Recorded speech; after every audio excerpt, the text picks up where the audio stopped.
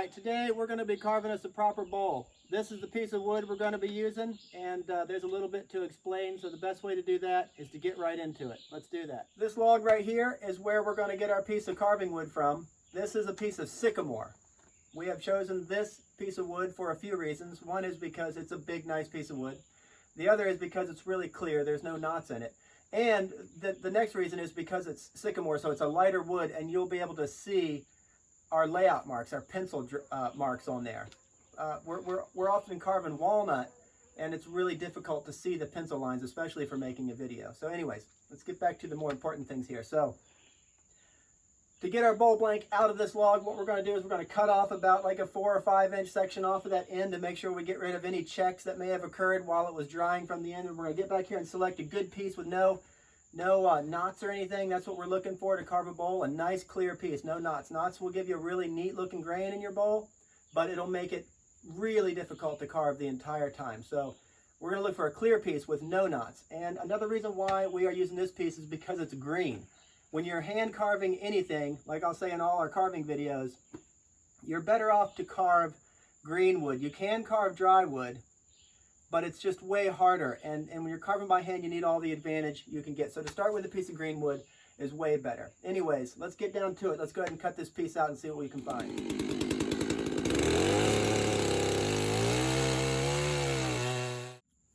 So we've got our piece of wood cut out here, and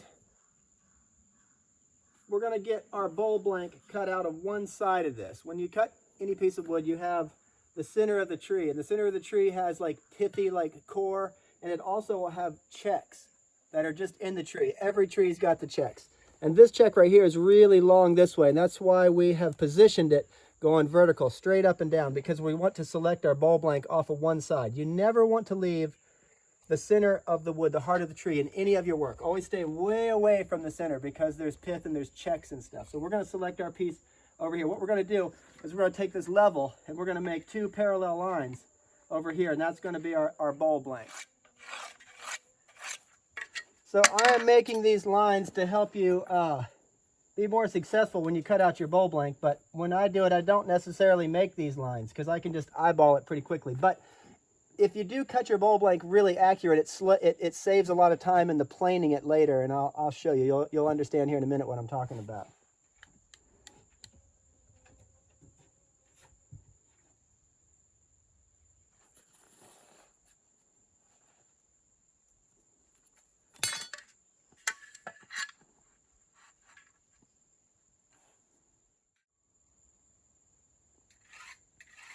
Now I'm going to make the same lines on this end of the log, and that's why it's crucial to use a level, so you don't have one set of marks going this way and the other set going like that. So using a level is really good. So these 2 marks right here, I have them 3.5 inches apart. That's going to be a pretty deep bowl. It doesn't seem like it when you hear 3.5 inches, but it is a pretty deep bowl. So I marked the marks here and on the other side, and now it's pretty much just connect the dots with the chainsaw, and that's going to be our bowl blank. Now I have an advantage of having this 36-inch bar right here, but you can do it with a much smaller one, you know, a 16 or a 20 or something like that. It'll do it. You just have to take more time to cut it out. But anyways, let's go ahead and cut into it.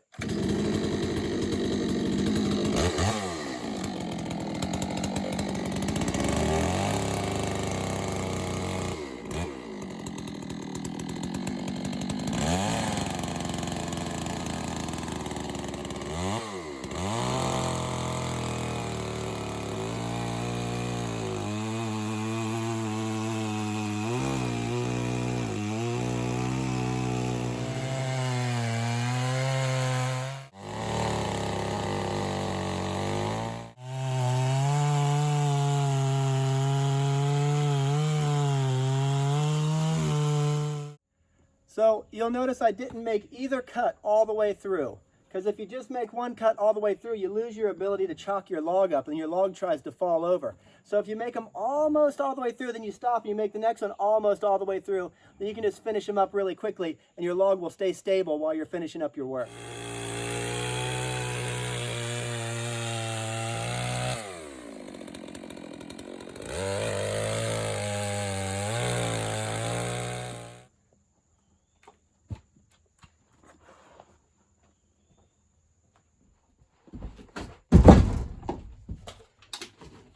So here's our bowl blank. It's just roughed out right now. You don't want to start carving yet because the chainsaw does a pretty rough job. So what we're going to do is we're going to take a power hand planer and then we're going to surface it out and parallel it up really, really good, and we'll start from there. So let's start planing.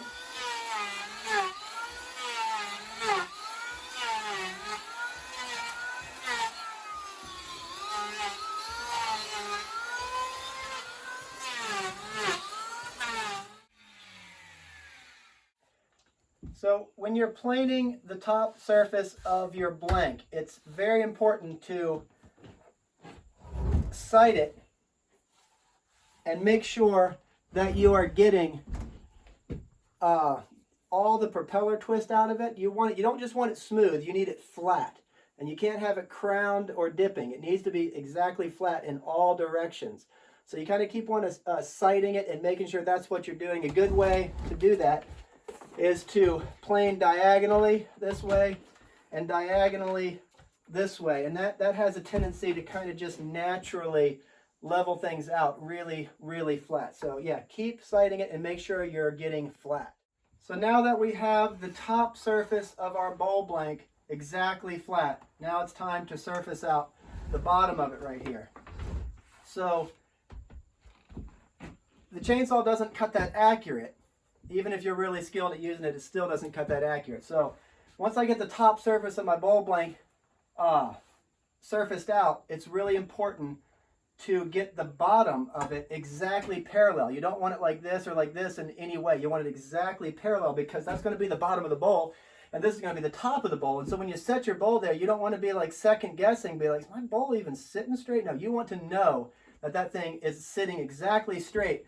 And so in this form right here is the easiest way to actually control the way that bowl is going to sit. And so what I do is after I get the top surface exactly flat, I kind of just match the bottom to it by making a few parallel lines here and one over there, and then I just plane to those lines. Let's make those lines and start planing. So I got my little T-square here. You can do it however which way you want to do it, but this T-square works well. You can see that matches that exactly perfect. And we'll flip it over and do the same thing to the other side. So we have a considerable amount of wood to plane off. You can see how inaccurate we are there. And so now we just got to flip it over and plane that down. We'll be ready to lay it out.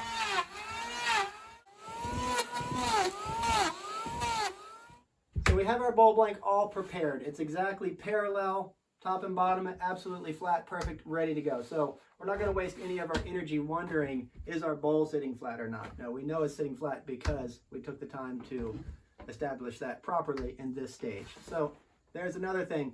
I think often people think of carving a bowl like something, I might try to carve a bowl this month or something like that. And that's, a lot of bowls get carved that way. But we carve a bowl almost every day because we have to do it for a living. Otherwise, we'll starve to death.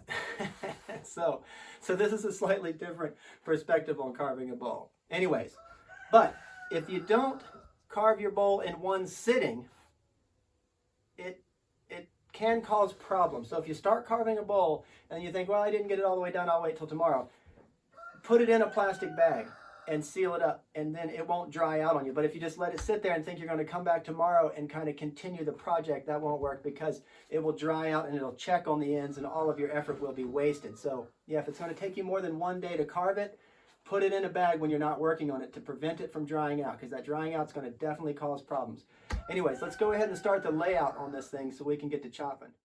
So if you've watched any of our other videos, you'll know that we don't like doing things that we don't understand. That is kind of something that's unavoidable at times, but it's better off if you take the time to sort of think about and understand what it is you do. So we're going to take some time to lay this thing out right. That way we are not going through the process second guessing our every move. It's going to be hard enough to remove this much wood by hand as it is. And so if with every chop we're also wondering, is this right? Have I gone too far? I don't know what's happening. I don't know. That's a waste of energy. So we need to put these marks, our layout on here exactly right so we can direct our energy right to the line every time without second guessing every stroke, because that can cost a lot of time and a lot of confusion. There's no sense in doing that. So let's go ahead and put a proper layout on here so we have confidence to approach it properly. So we're going to start by making us a center line. You always want to start from center. That way both sides of your, whatever you're making, your product is the same.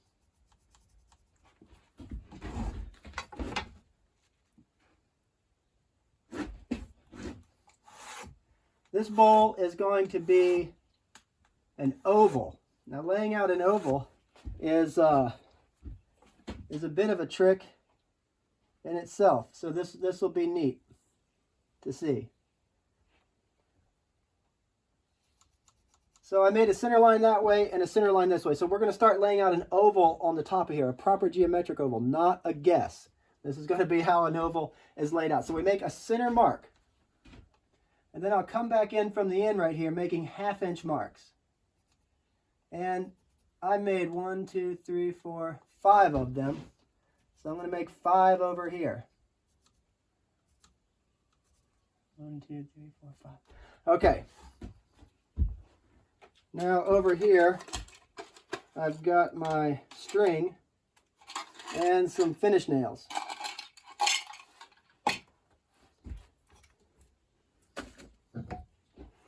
So I'm going to guess which one of these I need. And you're almost always wrong on this guess. I'm going to kind of rush through this. I'm not going to explain it all the way. So I came 2 in here and 2 in here. We're just going to see if that's right. And if it's not right, no big deal. We'll move another one in or another one out. But one thing that's kind of crucial is whenever you are going to lay out an oval with a string, you need to sharpen your pencil right.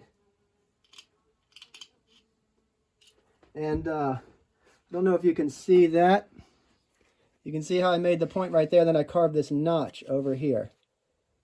That's important because that notch is going to ride on the string.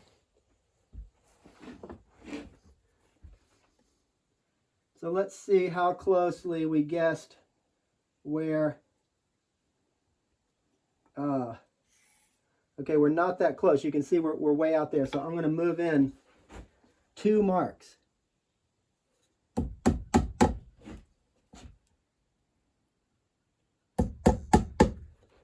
I moved in 2 marks there. And then I'll need to tighten up my string here a little bit.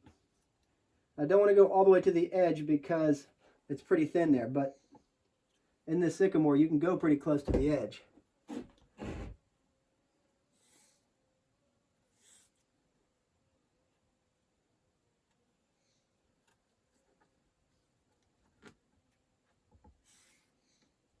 Let me go tighten up just a little bit more here.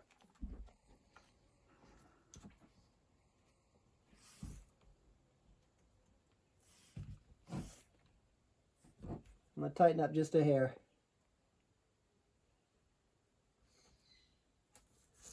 Okay, now I think we have our string set. That string goes all the way to the end and it goes to the edge where we want, right here. So we're going to start marking, and that string is going to control that oval. You can see that really nice flow coming out of there. And you can see it riding on that notch that we put in our pencil. If you don't put that notch in there, sometimes your string will jump off and it'll just be lame. So to make that notch is definitely the way to go. I'll connect over there. You can see, look at that nice oval coming out of there. That's not guesswork. That's exactly perfect. And I want to make that nice and dark so I can see it and so you can see it on the camera. So that's how to lay out a proper oval. That is the top shape of our bowl. Now we just need to transfer this down on the side and lay out the bottom. And we are transferring this line down on both sides because we want the bottom of our bowl to be centered up on the top of our bowl, and we don't want to be sitting there guessing, just eyeballing it. That's a waste of time and a waste of energy. So we have an exact center, and you have to square down from the top. You can't just center up here. You have to square down from the top. And also, you can't just mark a center here because these end cuts are out of 90.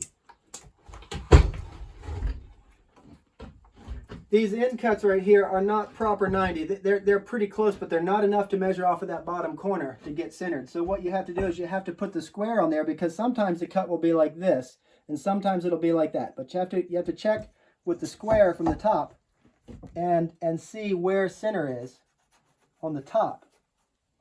And then you want to flip it back over and go from the same spot, and you can see if we had it just measured from the bottom, that is, well, it's only about 1/8 of an inch off, so that wouldn't have been that drastic, but sometimes it's way more. You can see it's hitting down here, not there. So we would have been about, you know, 1/4 inch off center on the bottom. That's not that good. But this way, you're not 1/4 inch off, you're exactly dead on. And that's where you always want to be, is exactly dead on. So once we get the center mark, now, again, we're going to put these 1/2 inch marks, because we're going to lay out an oval on the bottom of here. And I'm going to eyeball roughly 2 inches off either side, so a 4-inch base. You can make that however you want to on your bowl. Now I'm going to put these nails back in here. You don't want to drive these in deep, because that's the bottom of your bowl. If you drive them in deep, you're going to damage your product here. Just barely tap them in. Just barely. And I'm going to get back over here. And a lot of this is kind of guesswork on how big you want the bottom of your bowl to be. That's up to you. And so what I'll do is I'll make my first line without putting a lot of wasted time in it, because I'm trying to practice making decisions, and I'm not trying to fortify my ability to take forever and not make decisions. So you kind of want to shoot from the hip on that. Now, this right here, in my mind right here, it looks a little small to me. So that's no big deal. I'm just going to make it bigger. And now this is definitely more proportionate. Oh, I got off right there. Sorry about that. Should have been paying attention. This is a live take, you can see. So, yeah, so no big deal. I just make my lines bigger here. And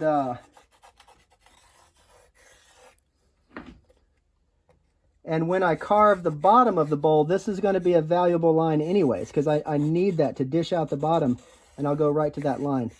So these lines right here look good to me. This is going to give us a nice graceful flow. So the next step is to start chopping. So this is kind of important. You can mess up your chopping block if you don't do this. So this bark right here is filled with sand and dirt and stuff. Like we drug these logs up out of the ditch. It's on another one of our videos. If you look up the tractor riding a wheelie video, you can see us actually getting this log. So anyways, but we drug it up out of the ditch and down the road, and so logs just always have sand in the bark, so you don't want to chop this bark off on your chopping block. Otherwise, all that sand goes down in your chopping block, and every time you overrun a stroke, you hit that chopping block filled with sand, and it deteriorates your edge on your hatchet or your adze immediately. So that is, you don't want to do that. You want to keep your chopping block as sand-free as possible. So I have a designated hatchet that we can cut the bark with and keep all the sand over here on the floor and not around our really sharp tools.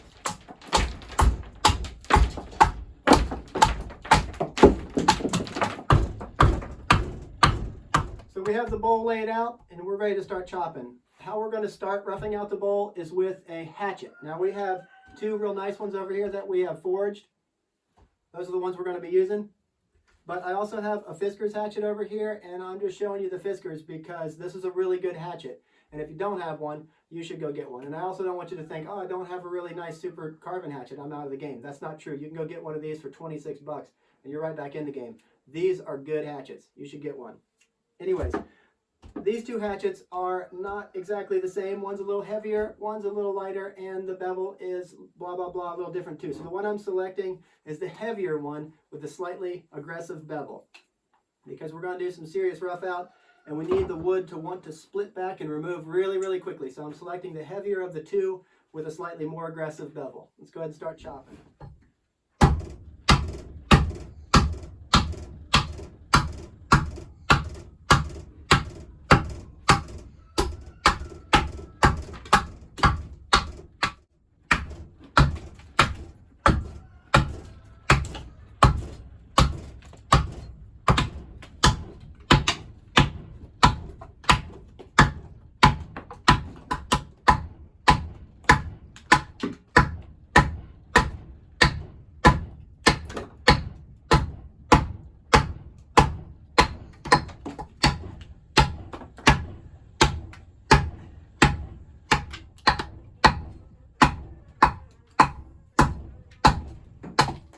So throughout this whole video, you're going to see that we are doing that score and remove technique.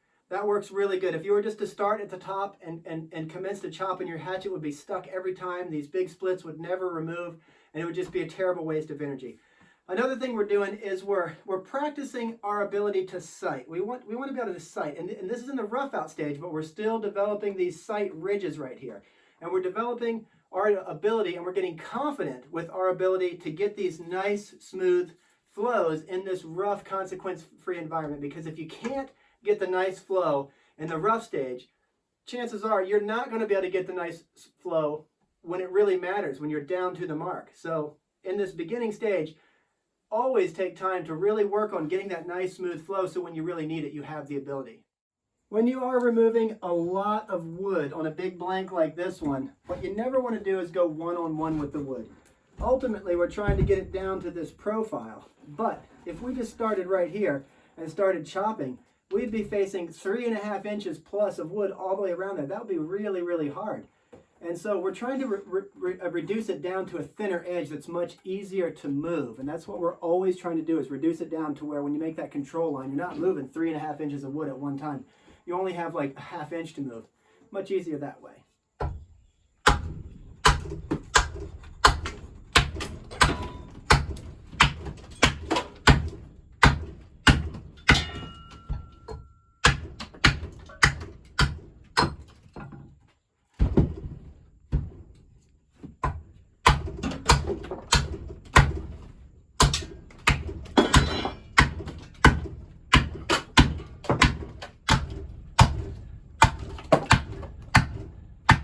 Now you'll notice these big pieces splitting away really good. That's why we chose this hatchet that's really heavy, but it also has that really steep bevel.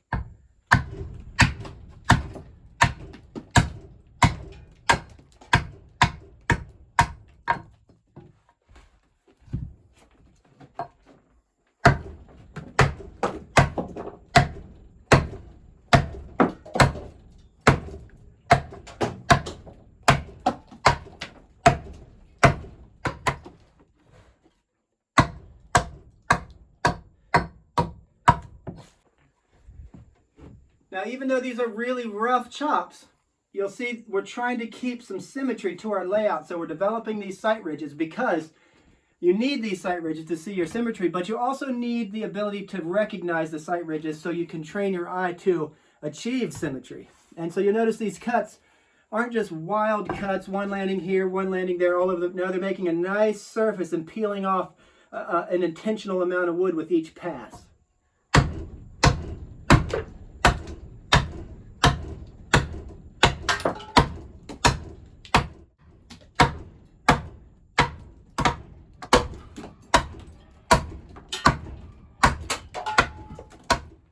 So we have our basic rough out right here. You can see all of the flat surfaces. We're done with the flat surface rough out. Now we're going to start adding the compound round third dimension to it. This was an important step to do it systematically this way for a few reasons. One, because it gave us the ability to systematically learn control on these flows right here to get these nice surfaces, and it helped another way because we established these sight ridges. All of these sight ridges here enable us to better achieve symmetry on the process, and it enables us to establish sight ridges, sight references. So those are really, really important things. The next thing I'm going to take time to point out seems like it's not important, but it actually really is. So we're going to start adding the third dimension over here. We're going to round in from this side, and we're not just going to immediately go over and round this side. We're going to round from here, and then we're going to go to here. And the reason is because if you take time to gain all of this coordination from sighting from this side and feeling and this experience from this side, and then when you turn to this side, you have to relearn this other side of the bowl. So that's not efficient. If you take the time to learn and get coordinated with this side, and you flip it around, and then now you can just employ all of that coordination that you gain and all that muscle memory, you can just go right back into it fresh. And so you're really, really efficient that way. If you just go from here to there, you're relearning in between each time, and that's not efficient. It doesn't seem like that matters, but it really matters. Anyways, let's go ahead and start chopping.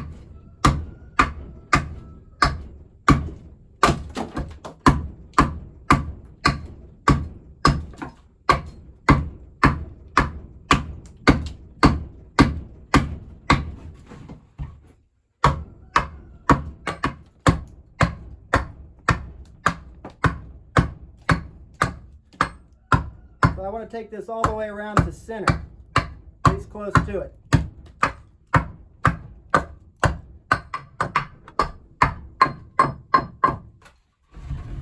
Okay, now all of that experience and coordination and muscle memory, I can just flip around and reapply it to this side efficiently without having to relearn and re-get oriented. So let's go ahead and start chopping.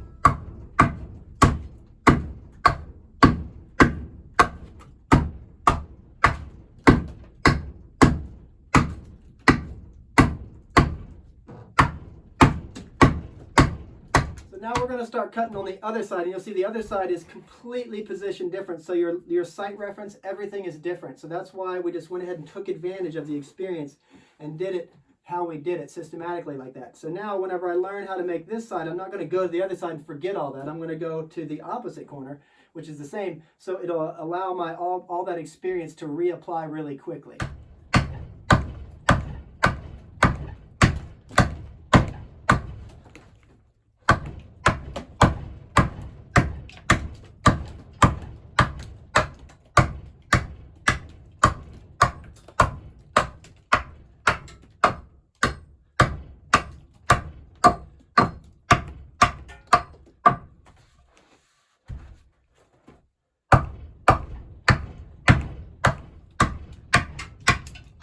Another thing is, notice how I'm leaving all of these wood chips on the chopping block.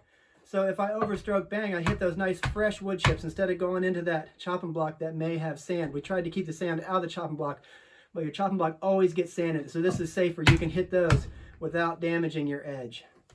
Let's take time to understand what's happening here. So we are in the rough out stage. So yes, some of these chops are wild and rough, hence the rough out stage. Also, you can see there is a system to what we're doing. You can see these sight ridges. They're all very similar right here. And that's making us more efficient with our chops because we spend less time subconsciously second guessing our every move. All of these add to our security and our efficiency. So all these sight ridges are really important. That's why it's important to do things systematically. You don't want to go about it all ADD, a little bit here, a little bit there. That's not how you do it, not very efficient. Anyways, let's start rounding out the bottom part here.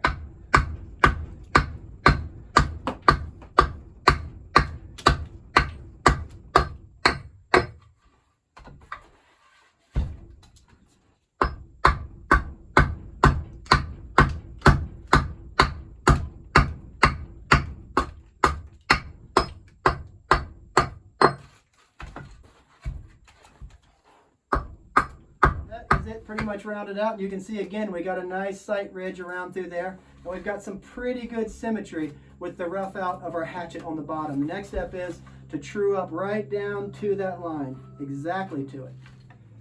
So before we start cutting exactly to that line, we're just going to take just a minute and restrop the hatchet. You want to restrop often, every 5 or 10 minutes, every 5 minutes. Doesn't take long, and it really brings you back to that peak performance. So yeah, strop often. That's what stropping looks like. It doesn't take long. Anyways, now we're going to get right back to this line right here, and again we're going to do it systematically. So we're going to start here, then we're going to switch over there because we want to apply all the experience and run with that experience. We don't want to break it up and then forget and have to relearn. That's not efficient. So let's go ahead and start on this side right here. We're going to go right directly to the line. Now if we were doing this moving 3 inches of wood, that would be ridiculous. You can see we're only moving about 1/2 inch to 5/8 right there.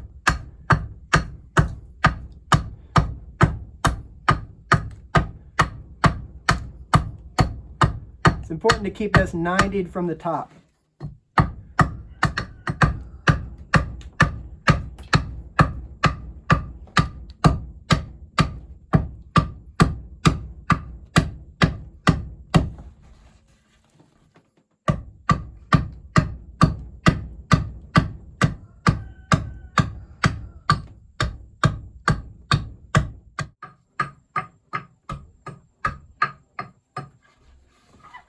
So that is right down to the line, 100% there, and that's as far as we're going to go with the hatchet. We are going to switch out tools. We're going to start with an adze from here. So I'm going to show you how we're going to lay that out. This is a finger gauge technique. In building anything, this is a good trick to know. So practice that. It's very easy, but we use it all the time. So we're going to have about a 1/2 inch rim on this. Once we get this marked out, we're going to switch over to the adze and start chopping. So this right here is the adze we're going to be using. This is the adze that we forged on the How to Forge an Adze video. You can look that up. And it's also the adze that we sharpened on the How to Sharpen Your Tools video. So let's go ahead and start this. We're going to rough out the outside with this, and we'll do a lot of digging out on the inside with this same tool. So this will be the first bowl that this adze has carved. Let's see how it works.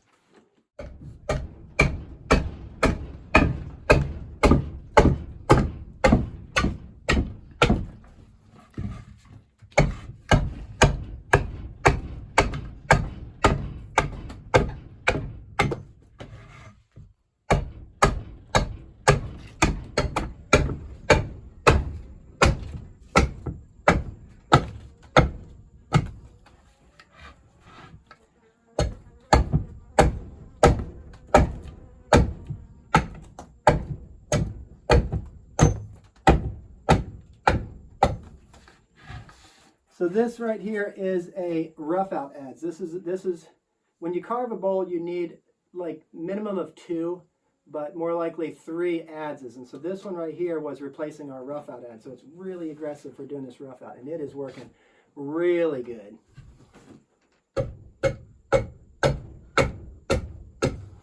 So what we're doing, I'm sure it's difficult for you to see the depth of this wood because it's so light, and the light is also making it really hard to see. We've got that control line. We're trying to take these rough chops and we're bringing it right down to that line roughly. Now those are the rough ones, and so that's the real rough chop stage. And then we're adding over here. You can see we started to take the ridges off. This is a little bit smoother, but still in the rough out stage. So we're going to take the ridge off, cut all the way around. You can see the transition right here where it gets really rough again. So what we're doing is we're taking these ridges off right down to the line. And this is still just in the rough out phase with this rough adze.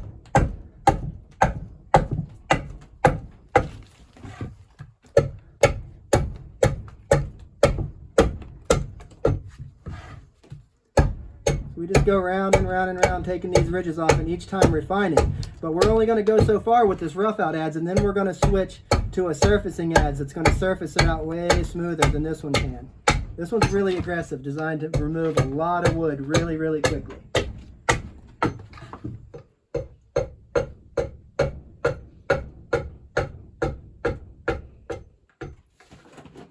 So that's as far as we're going to go with this rough out adze on the outside. Time to switch adzes. But anyways, this adze is working really, really good. This is the first time we've put it to wood, and I'm really impressed. I really like this adze.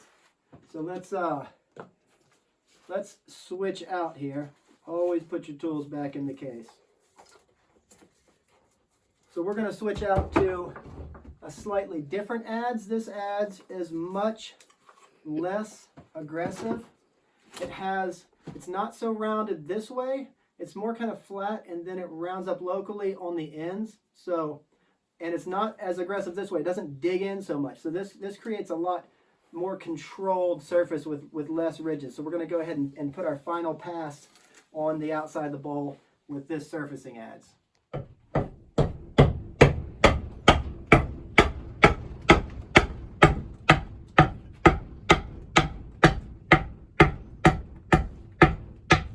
And we're taking this adze right down to the line. This will be our final pass on the outside with this adze.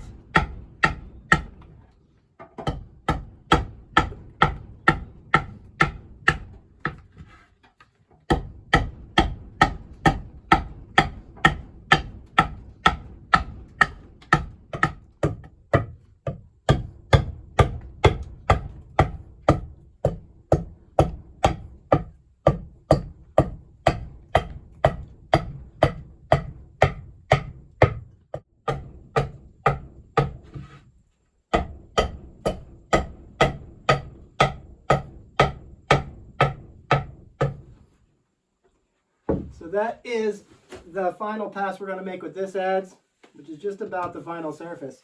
We went all the way to the line around through there, you can see, and surfaced that out really, really nice. This adze does a good job. Not very aggressive, but it has a lot of control and really surfaces that out. So now we're going to approach making the base of the bowl proud and working on this compound flow right here.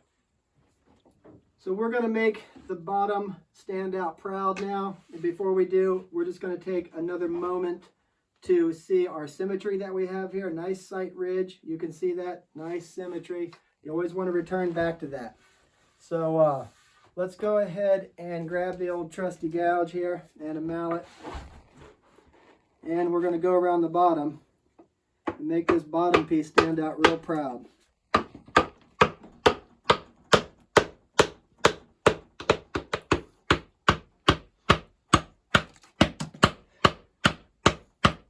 We've got a grain restriction right there, so we're going to have to stop and start here.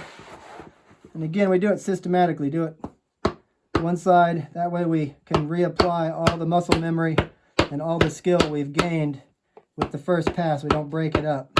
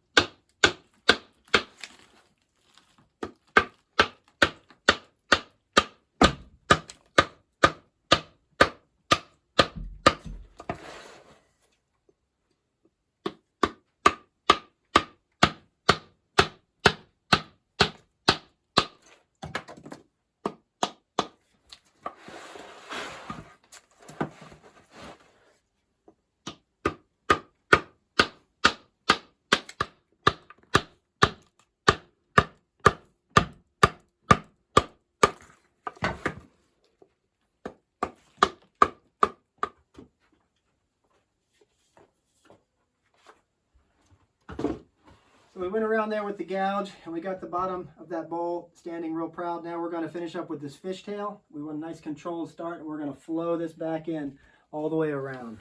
Let's go ahead and get on that.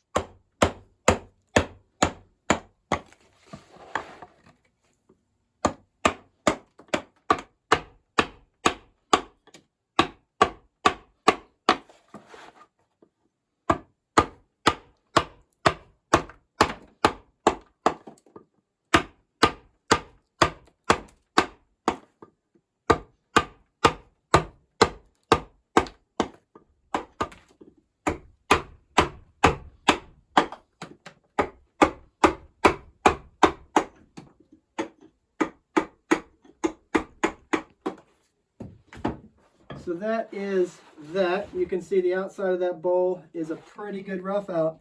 Those fishtail marks right there are really symmetrical. That looks really, really good. You can see this way, we have a real nice like S curve to that both ways.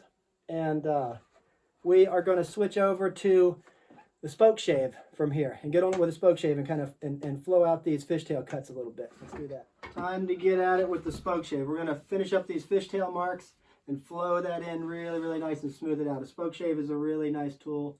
I'm sure a lot of you know what these are and have them and use them every day. And for those of you that don't, you should get one. Spoke shave, really, really nice tool. You're about to see just how good this thing is.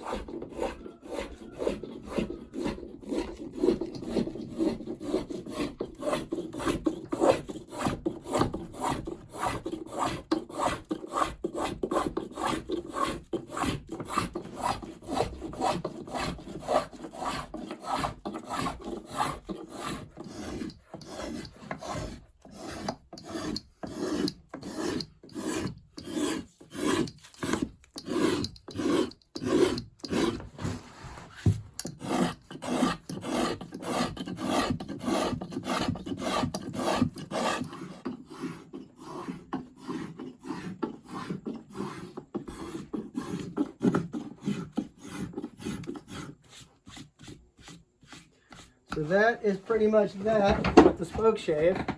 We have the outside of that sucker all surfaced out really, really nice. And see, you can see how smooth that is, a nice round, even shapes on both sides, even looking at it end for end like this. Really nice, smooth flow to that. So now it's time to flip it over and dig out the inside. Let's get started on that. So we're about to start digging this out, but before we start digging it out, I want to take a moment to explain a few things about adzes. So I have this adze right here, and I have this adze in my toolbox specifically for the purpose of showing everyone an adze that you should never use. And this is the most common adze out there on the market. When you go to buy an adze, you will see this one. When you look up YouTube videos on how to forge an adze, you will see them forging these right here.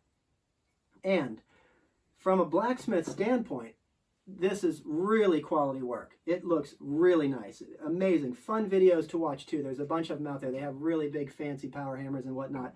And they're doing a really good job as far as blacksmithing is concerned. But as far as woodworking is concerned, they're not effective at all for 1,000 reasons. And I'll show just a few of them. So for one, the handle is here, like you're supposed to hold the handle here. But when you're chopping, you're not holding it there. You're holding it way back here, which puts your knuckle so far away from the cutting edge, it becomes totally counterintuitive, and you can't control it at all, and you have just no efficiency.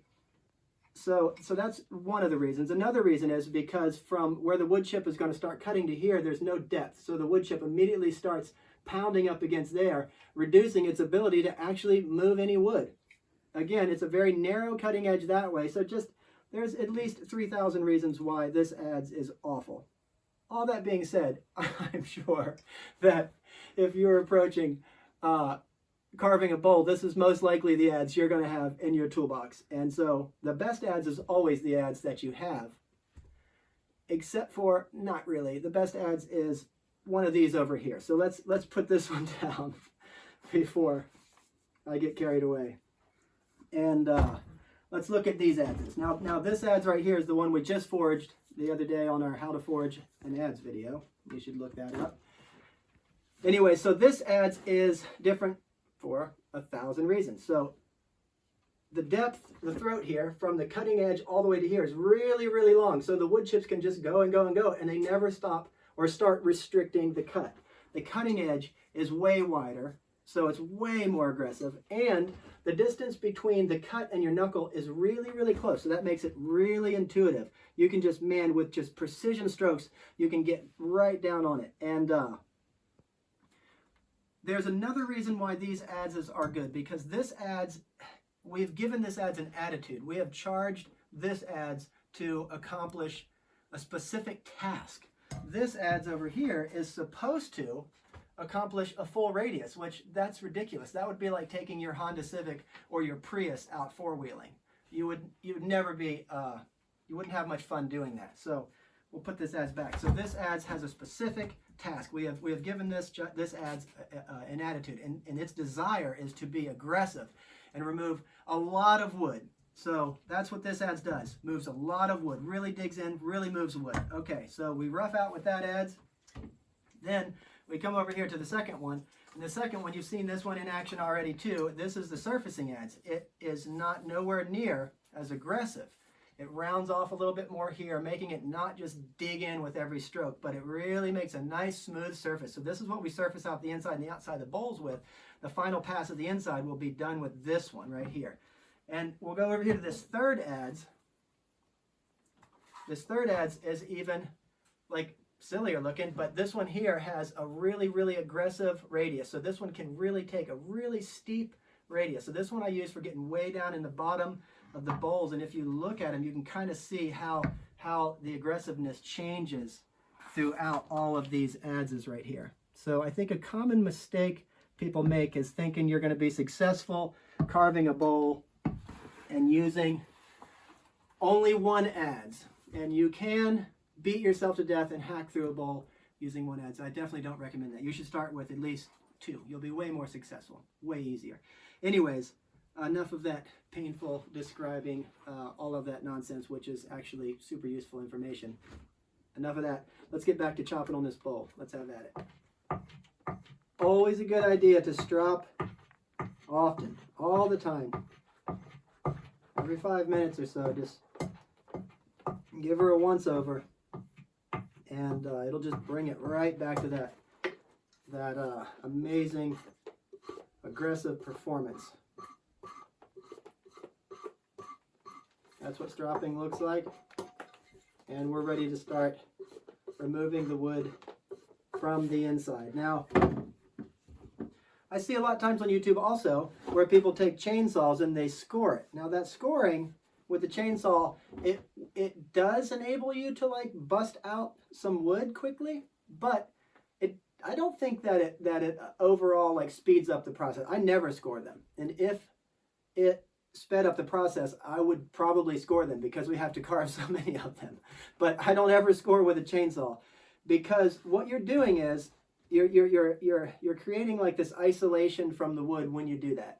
Hard to explain, but let me make an attempt. So I'm not going to score it with a chainsaw. I'm just going to start cutting, and the reason why is because I want to start cutting slow and get bigger and bigger and bigger, and with every cut I'm going to practice a flow and control. So that's going to give me a lot of time to really work on getting that flow and getting that control by the time I get all the way out to that control line and put my finished surface on it. So now if I scored it, I would have to break these scores out here, and it would be really, really rough. And then to go from the chainsaw to the adze is this awful transition, and you're beating yourself to death. And it reduces your ability to practice and to really get a relationship with the wood. So it isolates you from that element of learning the wood.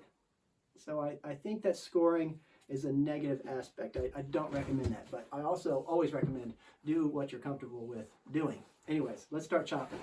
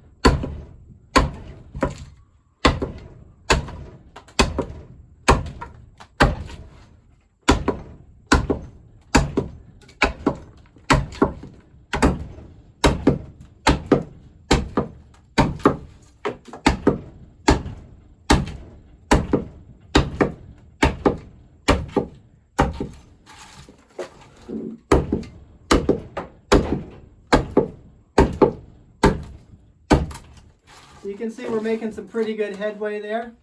Now, what I hear all the time when I'm carving at shows and stuff, I hear people say, wow, that must be a really soft piece of wood. That's what they say. And they're always wrong about that, because sycamore is not that soft. And neither is walnut. Walnut's pretty tough wood, but the truth is, it's a really sharp, effective tool mixed with good technique. All that being said, focus on like when you're making these chops, you don't just want to go crazy and just accelerate out through there. You can see that even though we're in this really aggressive roughing stage, you can still see a good system to what we're doing. You can see like this rough oval keeps expanding systematically towards our control line, and these scallops there are really, really even. So keep that in mind, even through the rough out. Make the rough out look nice and do it systematically. Let's get back to chopping.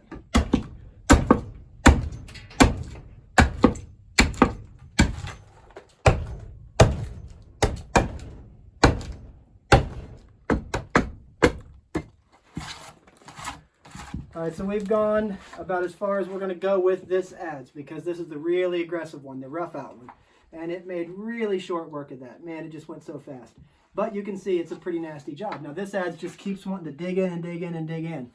So that is a rough out right there. Now we're going to switch adzes and surface that out with an adze that has more control, a slightly less aggressive adze.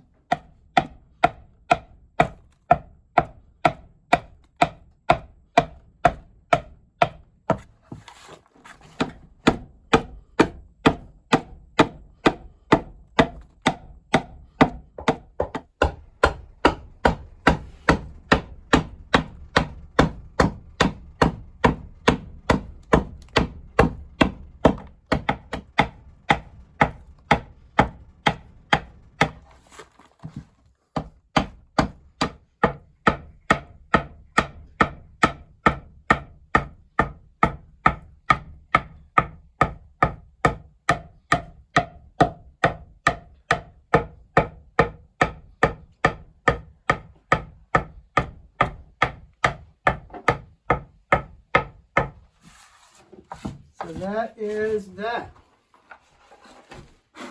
That is the final cut that we're going to make with the adze.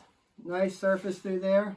Probably have a difficult time seeing it on the film, but anyways, that is a pretty nice surface. You can see we have this nice even reveal all the way around through there.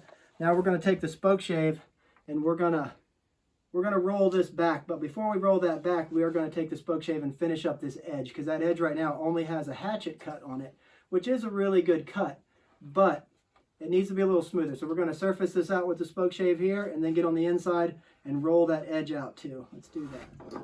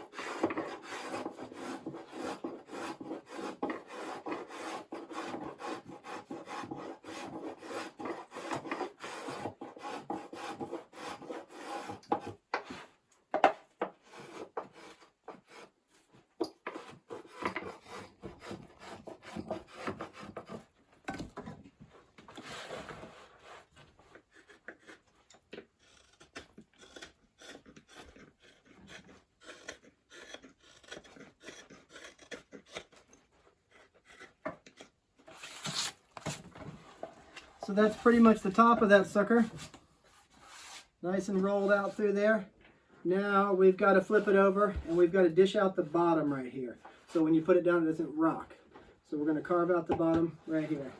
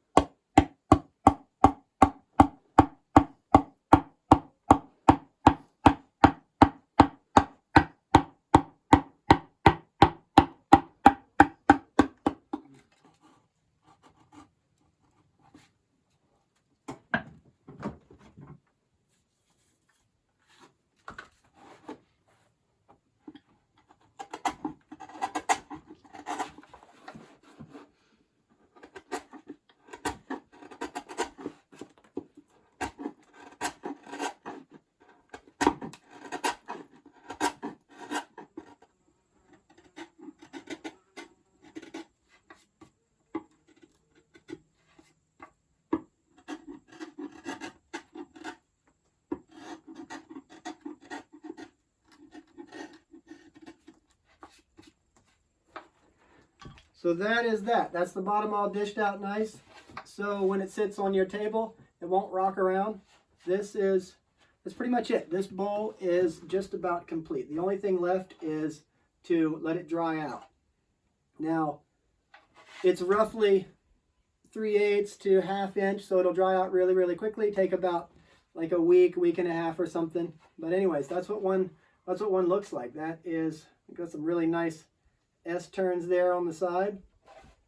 Nice smooth surface on the inside, and nice graceful little bottom there to perch it elegantly on right there. Bang. So that's that. If you're interested in any of the work that you see, you can check out our Etsy shop. We're going to leave a link in the description. And if you have any questions about the tools or techniques or just anything in general, you can leave those in the comments. So that is pretty much it for today. I hope this video brought some value, and I guess we'll see you next time.